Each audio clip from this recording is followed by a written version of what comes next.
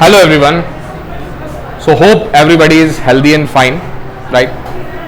Class 11th Microeconomics. Today we have brought a very important topic. ठीक है, बहुत important chapter का एक बहुत इंपॉर्टेंट टॉपिक हम लेकर के आए हैं.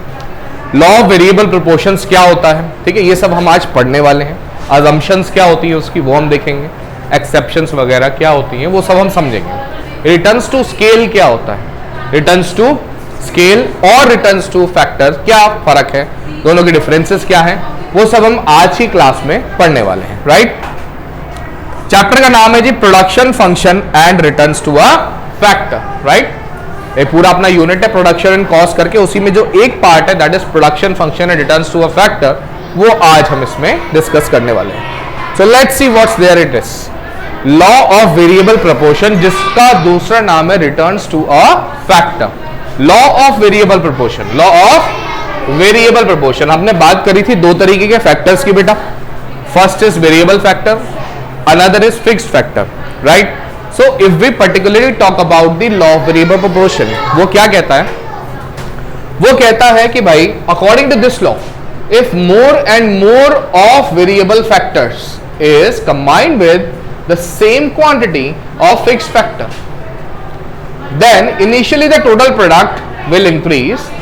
However, after a certain point of time, TP will become smaller and smaller. मतलब सीधी सीधी बात अगर हम इसको छोटे से एग्जाम्पल समझें, say suppose you are having a field. ठीक है, आपके पास एक फील्ड है साहब.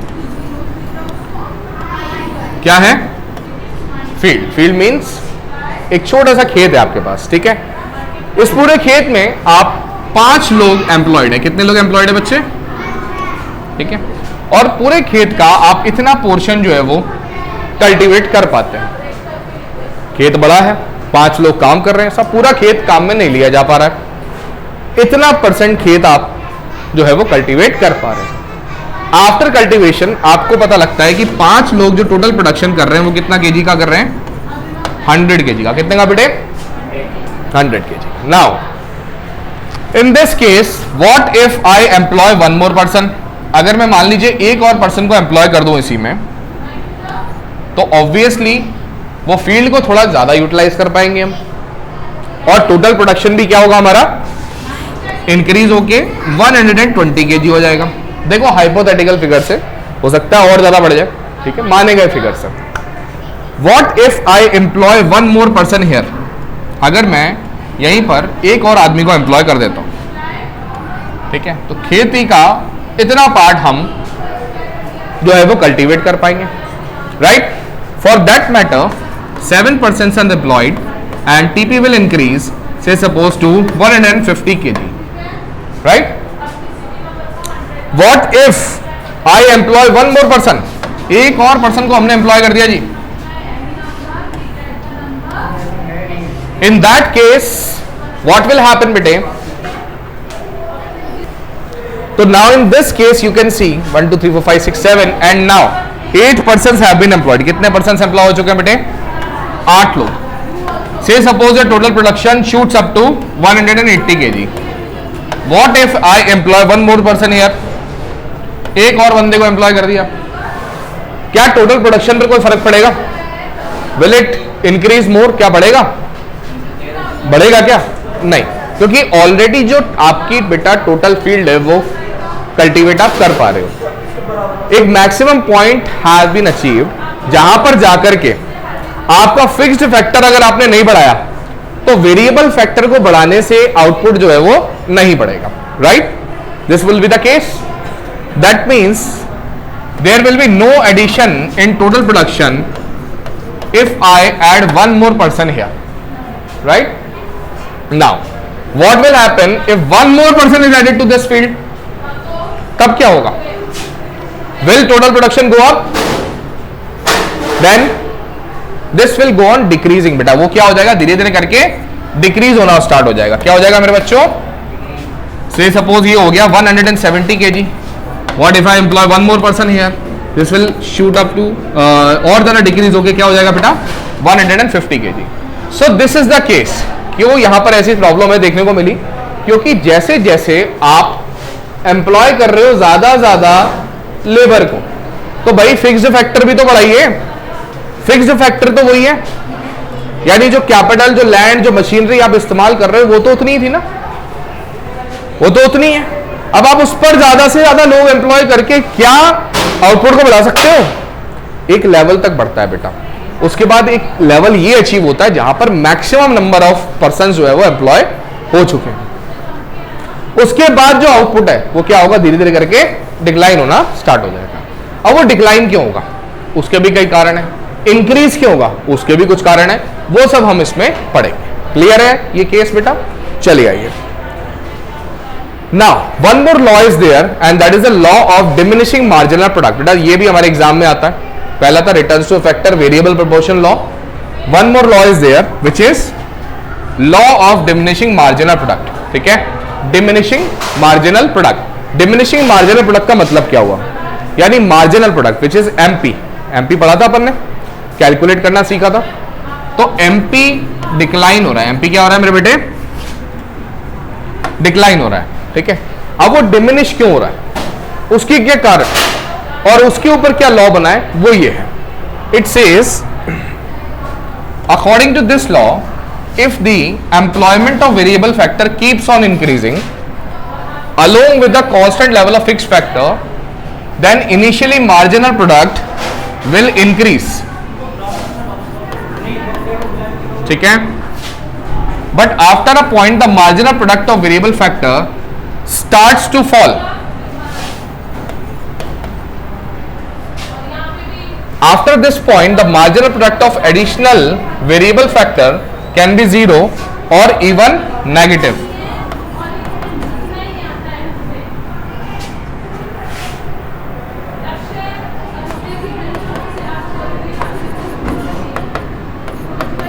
ठीक है बेटा, तो ये चार सिचुएशंस हो सकती हैं मार्जिनल प्रोडक्ट के केस में।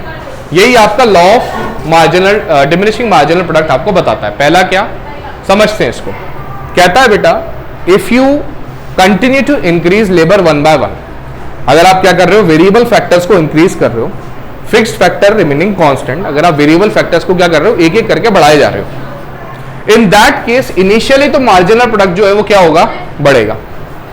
क्यों बढ़ेगा? क्योंकि वो फील्ड का पोर्शन जो कभी यूटिलाइज ही नहीं हुआ वो अब यूटिलाइज होना स्टार्ट हो गया है। और due to increase in labour we can also divide our work in different labour, right? हम काम को भी डिवाइड कर सकते हैं। काम को जब डिवाइड कर दिया जाता है तो ऑब्वियसली जो ओवरऑल प्रोडक्शन है वो भी इंक्रीज होता है, होता ही नहीं होता? तो इनिशियली मार्जिनल प्रोडक्ट क्या होगा, बढ़ेगा। बट व्हाट इफ हम और ज्यादा लेबर को एम्प्लॉय करते जाएं, बढ़ाते जाएं, लेकिन फील्ड वही रहे, फील्ड उतनी ही है और लेबर बढ़ाया जा रहा है, तो मार्जिनल प्रोडक्ट क्या होगा, धीरे धीरे करके डिक्लाइन होना स्टार्ट हो जाएगा। एक पॉइंट ऐसा भी आएगा जब लेबर के और आ जाने से मार्जिनल प्रोडक्ट यानी टोटल प्रोडक्शन की हम बात करें तो एक भी एक्स्ट्रा यूनिट हम प्रोड्यूस नहीं कर पाएंगे। हमने एग्जांपल देखा था बेटा, एग्जांपल देखा था आपने, तो एग्जांपल में हमने क्या देखा था कि ये वो पॉइंट था जहां पर 8 से 9 अगर लेबर हो भी जाते हैं, 8 से 9 अगर लेबर हो भी गए तो टोटल प्रोडक्ट में कोई भी चेंज नहीं आया। दिख रहा है आपको? यानी यहां पर मार्जिनल प्रोडक्ट अगर आप कैलकुलेट करो तो 180 minus 180 that will B 0 only. ऐसे ही तो निकालते हैं अपन, यही फॉर्मूला था ना अपना, MP equals to TP N minus TP N minus 1। This was the formula, right? Now MP can be 0, तो एमपी देखो 0 भी हो रहा है एंड ऑलवेज ये नेगेटिव भी हो सकता है। अच्छा, इसके नीचे अगर अपन कैलकुलेट करके देखें एमपी को, चलो आओ कैलकुलेट करते हैं बेटा। 9th लेबर पर टोटल प्रोडक्शन कितना था, 180। If we calculate at 10th labour तो मार्जिनल प्रोडक्ट कितना होगा कि जिस स्टेप पे आप खड़े हो उससे जस्ट ऊपर वाला स्टेप आप माइनस कर दो, यही तो होता है कैलकुलेट करने का तरीका, right? That means 170 minus 180, this will give -10। आ गया जी मार्जिनल प्रोडक्ट आपका नेगेटिव में, right? That was the case we were discussing in this law. What if we employ one more labour, what will happen to MP? That will be 150 minus 170, this will be -20। तो भाई MP के case में 4 चीजें हो सकती हैं। पहले MP बढ़ सकता है, डिक्रीज हो सकता है, जीरो हो सकता है या फिर नेगेटिव हो सकता है। Is it clear to all? Clear to all? Okay, let's move to next topic. Here we have some assumptions of this law. Assumptions का मतलब क्या होता है कि भाई ये लॉ जो है तभी अप्लाई होगा जब ये सारी कंडीशंस क्या है, फुलफिल होंगी। अब वो कंडीशंस क्या है, आइए उसके बारे में अपन बात करते हैं। ठीक है, let's see.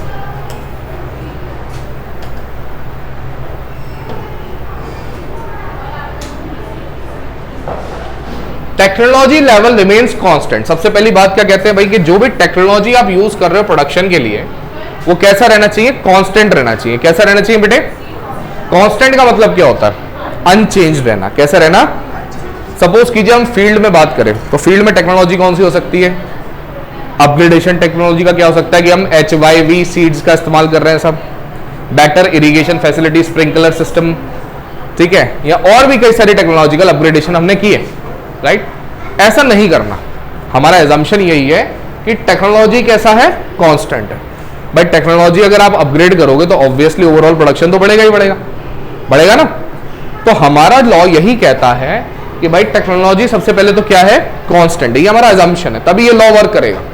Second, units of variable factor are homogeneous, कि भाई जितने भी वेरिएबल फैक्टर के यूनिट्स हैं, यूनिट्स ऑफ वेरिएबल फैक्टर, जैसे हमारे केस में हमारा यूनिट ऑफ वेरिएबल फैक्टर क्या था, लेबर। क्या था बेटे? तो we will assume that each and every additional labour will be having the same efficiency level which was there in the previous one. That means जो पहले सारे लेबर जितने एम्प्लॉयड जितने एफिशिएंट थे, उतना ही हमारा नया जो लेबर आया है वो भी एफिशिएंट होगा।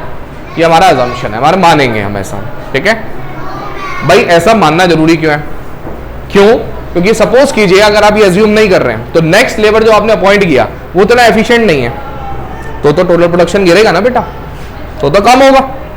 That is why this is assume कि जो एडिशनल लेबर आप अपॉइंट कर रहे हो that will be having same efficiency level which was with the earlier one. Clear it is? Third, it says one of the inputs must be fixed, कि हमारे यहां पर इनपुट जो फिक्स था वो कौन सा था बेटा? Fixed factor, that was land. That means there should be existing a fixed factor. एक फिक्स्ड फैक्टर कम से कम होना ही चाहिए। Clear? Fourth, it says no change in the input prices, wages and interest. तो भाई इन सब चीजों में चेंज हम बर्दाश्त नहीं करेंगे। ये वो चीजें हैं जिसकी वजह से ये दोनों लॉज ऑपरेट होते हैं। I hope this is clear to all. Fine, let's move to next one which is the stages of production. देखिए there can be 3 stages of production. बेटा कितनी स्टेजेस ऑफ प्रोडक्शन हो सकती हैं? 3 स्टेजेस ऑफ प्रोडक्शन। ठीक है, अपन एक बार थोड़ा इस डायग्राम को ऑब्जर्व करेंगे और उसके बाद अपन इसके बारे में एक्सप्लेनेशन समझेंगे। देखिए डायग्राम क्या कहता है। ये डायग्राम सेज, हमने 3 केसेस पढ़े थे। क्या? टीपी भाई इंक्रीज हो रहा है और रेट ऑफ इंक्रीज कैसा है? Increasing rate. कैसा रेट है बेटा? राइट। दूसरा केस हो सकता है टीपी इंक्रीज तो हो रहा है जी, लेकिन रेट ऑफ इंक्रीज कैसा है? डिक्रीजिंग या फिर डिमिनिशिंग रेट।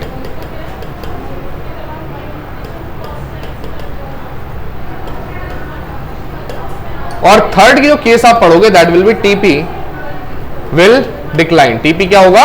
डिक्रीज होना स्टार्ट होगा। ठीक है, अब इन तीनों केसेस को ये होता है negative returns.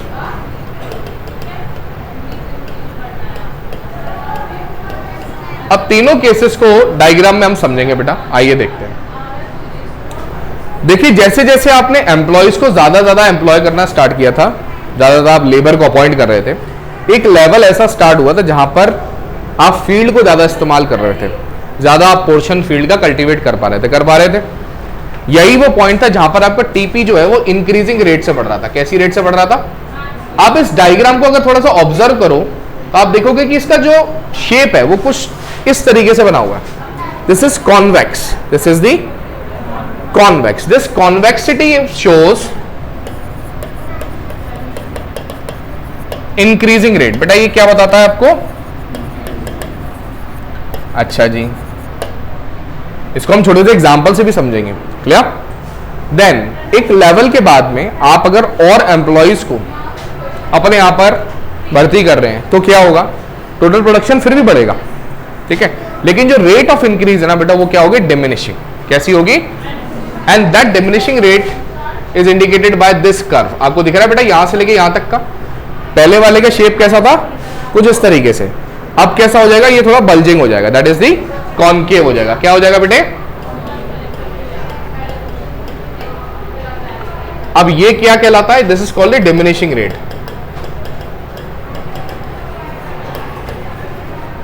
And then after एक पॉइंट ऐसा आ गया जहां पर जाकर के आपका फिक्स्ड फैक्टर मैक्सिमम यूटिलाइज हो रहा है। कैसा यूटिलाइज हो रहा है, और उस केस में आपने एक और लेबर को डाल दिया, और एक के बाद दूसरे को और डाल दिया, और दूसरे के बाद तीसरे को डाल दिया। इन that case your total production will go down. आपका टोटल प्रोडक्शन क्या हो जाएगा, डिक्लाइन होना स्टार्ट हो जाएगा। कैसा हो जाएगा बेटे, तो डिक्लाइन को लिख लेते हैं। ये शो जो ये नीचे की तरफ जो आपको डायग्राम दिख रहा है नीचे, दैट शोज दी डिक्लाइन और negative rate.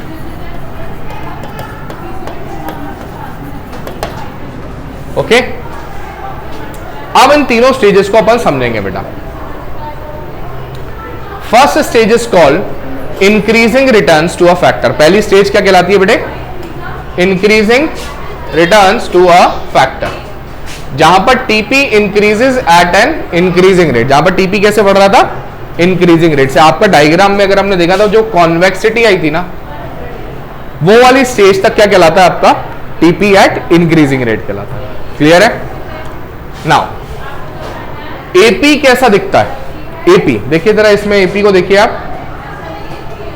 Now this is a diagram for AP बेटा। ये कर्व आपको दिख रहा है, ये वाला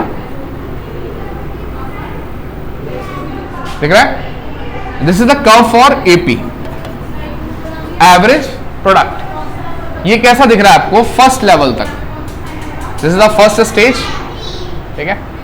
तो एपी भी कैसा हो रहा है आपको, इंक्रीज होता हुआ दिख रहा है। कैसा दिख रहा है बेटे, चलिए आइए देखते हैं वो क्या कहते हैं। टेबल में हमने इसको क्या किया हुआ है, समराइज किया हुआ है कि एपी कंटिन्यूज टू इंक्रीज। आगे बात, now what is happening to MP. MP को इस केस में अगर देखें तो क्या हो रहा है, MP also rises but at a faster rate than AP and becomes maximum. देखते हैं भाई, इसी डायग्राम में इसको ऑब्जर्व करेंगे। एमपी वाला डायग्राम अभी कहां दिख रहा है, चलिए इसको थोड़ा दूसरे कलर से कर देते हैं बेटा। ये जो डायग्राम है रेड से जो मैंने अभी ड्रॉ कर रहा हूं, this curve shows marginal product. ये क्या बता रहा है, मार्जिनल प्रोडक्ट। अब जरा मार्जिनल प्रोडक्ट को ऑब्जर्व करो कि एमपी भी बढ़ तो रहा है, लेकिन हर एक लेवल पर वो एपी से क्या है, ज्यादा है। क्या है बेटे, ज्यादा है। तो एमपी इज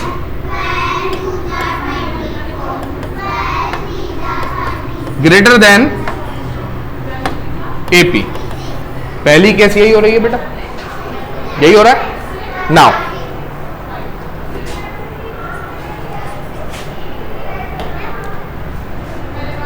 सेकेंड केस, जिसे अपन बोलते हैं diminishing returns to a factor. क्या बोलते हैं बेटे, अच्छा diminishing returns to a factor क्या होती है कि भाई टीपी बढ़ तो रहा है, लेकिन जो रेट ऑफ इंक्रीज है वो कैसी है, डिक्रीजिंग रेट है। कैसी रेट है बेटे, डिक्रीजिंग रेट। कैसी रेट है, डिक्रीजिंग रेट। अच्छा डिक्रीजिंग रेट को हमने कैसे शो किया था, कॉनकेविटी से। कहा था ना हमने, कुछ इस तरीके का कर्व बन रहा था। सेकंड स्टेज में यही बन रहा था। Now in that case if we observe the AP, average product को अगर हम ऑब्जर्व करें तो वो कैसा दिख रहा है, ये सेकंड स्टेज है बेटा, यहां से लेके यहां तक, ठीक है। अब एवरेज प्रोडक्ट को ऑब्जर्व करो, वो क्या हो रहा है, क्या वो बढ़ रहा है, वो एक डिक्रीजिंग ट्रेंड में जा रहा है। किस में जा रहा है बेटे, डिक्रीजिंग ट्रेंड में। देखें जरा इसको। सो एपी बिकम्स मैक्सिमम, यही वो पॉइंट है जहां पर एपी भी क्या हो रहा है, डिक्रीज होता हुआ भी जा रहा है और मैक्सिमम पॉइंट तक भी पहुंच रहा है। जरा इसको एक बार ऑब्जर्व करिए बेटा। एक मैक्सिमम पॉइंट एपी का आपको कहां दिख रहा है, ये वाला point, this is the point जहां पर एपी आपका एक मैक्सिमम लेवल तक है और उसके बाद से एपी क्या हो रहा है, डिक्रीजिंग ऑर्डर में जा रहा है। यानी एवरेज प्रोडक्ट बढ़ा, घटा और एक मैक्सिमम पॉइंट तक आया। ये कौन सी स्टेज थी, सेकेंड स्टेज ऑफ प्रोडक्शन थी। कैसी थी बेटा? Second stage of production. Now let's see what is there in third stage of production.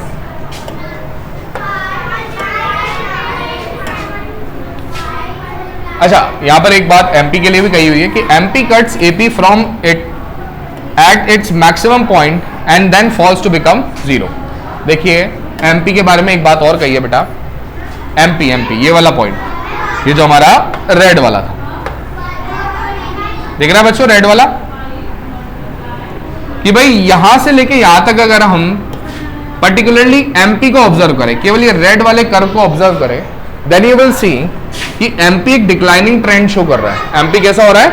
Decrease हो रहा है। और यही वो पॉइंट है जहां पर जाकर के एमपी जीरो भी हो रहा है। क्या हो रहा है बेटे?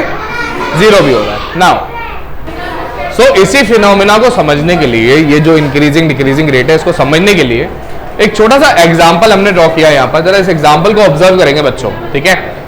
इस एग्जांपल में आपको फिक्स फैक्टर गिवन है विच इज द लैंड 1 है भाई, एक फिक्स फैक्टर। लेबर धीरे धीरे करके हम इंक्रीज करते जा रहे हैं and with respect to increase in labour आप देखेंगे कि टोटल प्रोडक्शन है वो भी क्या हो रहा है? बढ़ रहा है। क्या हो रहा है? इंक्रीज हो रहा है।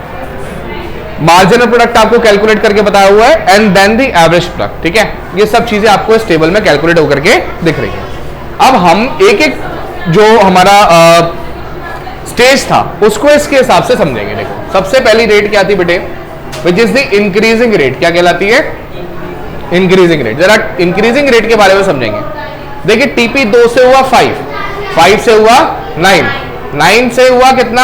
12। इनके बीच का डिफरेंसेस कितना कितना रहा? जरा ऑब्जर्व करें बेटा।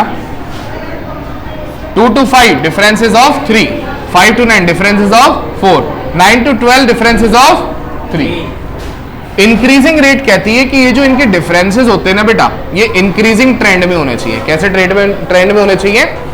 Increasing trend. यही इंक्रीजिंग रेट है कि जो टीपी बढ़ रहा है वो कैसी रेट से बढ़ रहा है? Increasing rate. मतलब जो उनके बीच के डिफरेंसेस आ रहे हैं वो कैसे आ रहे हैं? इंक्रीजिंग रेट से आ रहे हैं। कैसे रेट से आ रहे हैं बेटे? इंक्रीजिंग रेट से। Now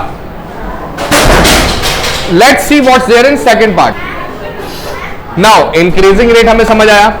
let's see what's there in second stage. Second stage क्या कहती है? डिक्रीजिंग या फिर डिमिनिशिंग रेट। देखिए टीपी बढ़ तो सेकंड स्टेज में भी रहा है, टीपी बढ़ तो सेकंड स्टेज में भी रहा है, लेकिन सेकंड स्टेज में जो टीपी है उसकी रेट ऑफ इंक्रीज कैसी है? डिमिनिशिंग। कैसी रेट है बेटे? अभी डिमिनिशिंग रेट कौन सी होती है? जरा इस पैटर्न को ऑब्जर्व करिएगा बेटा। यहां पर कितना आया था डिफरेंस इसका? 12 and 14। डिफरेंस कितने का? 14 and 15। डिफरेंस कितने का? And 15 and 15। डिफरेंस कितने का? यहां से लेके यहां तक इफ यू विल ऑब्जर्व तो टीपी कैसी रेट से बढ़ रहा है? डिक्रीजिंग रेट से। कैसी रेट से बढ़ रहा है बेटे? डिमिनिशिंग रेट से, राइट? टीपी कैसी रेट से बढ़ रहा है बेटा? डिक्रीजिंग रेट से। This is called TP increases at and diminishing rate. Clear?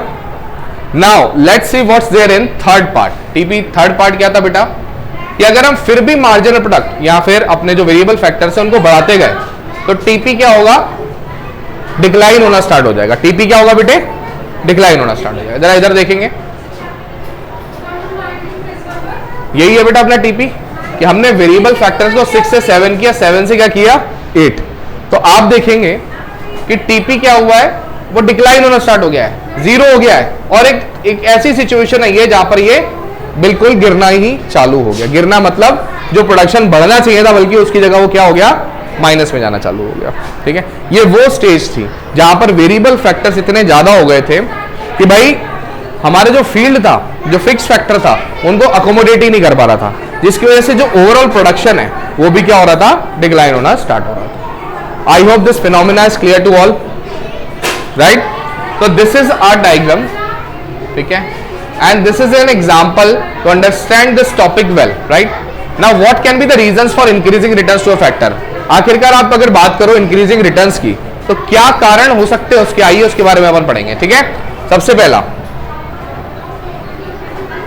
Rate of increase क्या हो रही थी? इंक्रीज यानी under utilisation of fixed factor का। ये भैया पहले जो फिक्स्ड फैक्टर थे, लोग कम होने की वजह से, वेरिएबल फैक्टर्स कम होने की वजह से उसे हम उतना ज्यादा यूटिलाइज ही नहीं कर पा रहे थे। मैंने आपको बताया था ना कि एक जमीन का टुकड़ा जिसे आप पूरा यूटिलाइज ही नहीं कर पा रहे। क्यों? क्योंकि आपके पास लोग कम है।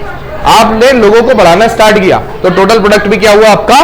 बढ़ना स्टार्ट हो गया। That's the first reason why TP increases, right? Now second says increasing specialisation of labour. ठीक है, this stage is also known as non economic zone. इसको क्या बोलते हैं अपन? Now in this stage you can also observe कि TP जो है वो बढ़ रहा है, इंक्रीजिंग रेट से बढ़ रहा है। क्यों बढ़ रहा है? क्योंकि जो लोग हैं वो काम कर करके एक ही काम को आप बार बार करोगे तो क्या होगे? स्पेशलाइज हो जाते हो। क्या हो जाते हो बेटा? रोज एक ही काम कीजिए। सपोज कीजिए रोज आकर के आपको बस मैथ्स के 5 क्वेश्चन सॉल्व करने हैं। यहां पे रोज आपको केवल और केवल 5 न्यूमेरिकल सॉल्व करने हैं हमारे टीपी से रिलेटेड। तो क्या आप परफेक्शन नहीं हासिल कर लेंगे इसमें? आपसे बढ़िया कोई काम कर सकता है? वो नहीं कर सकता, राइट? तो दैट्स द केस कि जब लेबर भी रिपीटेडली एक ही काम को बार बार करते हैं तो वहां पर उनका क्या हो जाता है? स्पेशलाइजेशन आ जाता है। Clear? Next, reasons for decreasing rate. Reasons for decreasing rate. अच्छा जी, सबसे पहला डिक्रीजिंग रेट क्यों हुआ था? क्योंकि fuller utilisation of fixed factor हो गया था। क्या हो गया था बेटा? कि वो एक पॉइंट हमने अचीव कर लिया था जहां पर इतनी जमीन से तो काम नहीं चलने वाला। भाई ये वो जमीन का टुकड़ा था जिस पर मैक्सिमम इतने लोग काम कर सकते थे, वो कर रहे। अब आपको अगर टीपी बढ़ाना है तो आपको लैंड बढ़ाना पड़ेगा, टेक्नोलॉजी में चेंज लाना पड़ेगा, राइट? यानी आपके पास जो रिसोर्सेस थे उसको आप कैसे यूटिलाइज कर रहे हो? फुलर यूटिलाइज कर रहे हो, मैक्सिमम यूटिलाइज कर रहे हो, राइट? अच्छी बात है ना? इकोनॉमिक्स कहती है कि भाई फुल्ली एंड एफिशिएंटली यूज करना है रिसोर्सेस को। तो क्या ये वाली stage of production economic production stage नहीं हो गई? यस बेटा, सेकेंड स्टेज ऑफ प्रोडक्शन जो कहलाती है इसी को अपन कहते हैं आइडियल स्टेज ऑफ प्रोडक्शन। ये हमेशा एग्जाम में पूछा जाता है आपसे कि which can be considered as an ideal stage of production. आपका आंसर होना चाहिए second stage of production. Why? Because in this stage only we have observed the pattern where the TP has got its maximum point, and after that also if we increase the variable vector it will start declining, right? Now so it says imperfect substitutability between labor and capital. This stage is called economic zone. Any rational producer would always like to operate in this zone only. आगे बात ideal stage of production कहलाती है। ये क्या कहलाती है बेटे?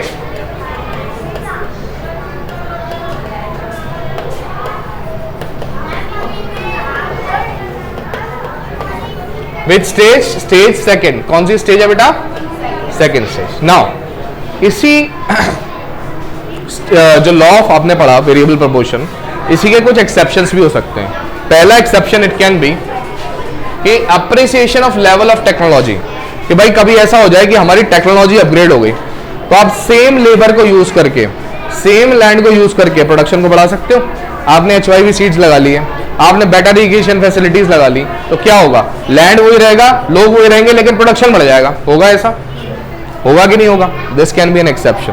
Okay, now second exception can be discovery of substitutes of fixed factor which is next to impossible. भाई कि भाई फिक्स्ड फैक्टर यानी लैंड का कोई सब्स्टिट्यूट कैसे हो सकता है? हो सकता है क्या? तो इसके आगे हम एक शब्द और एक फ्रेज और जोड़ देंगे, इफ नॉट वेरी रेयर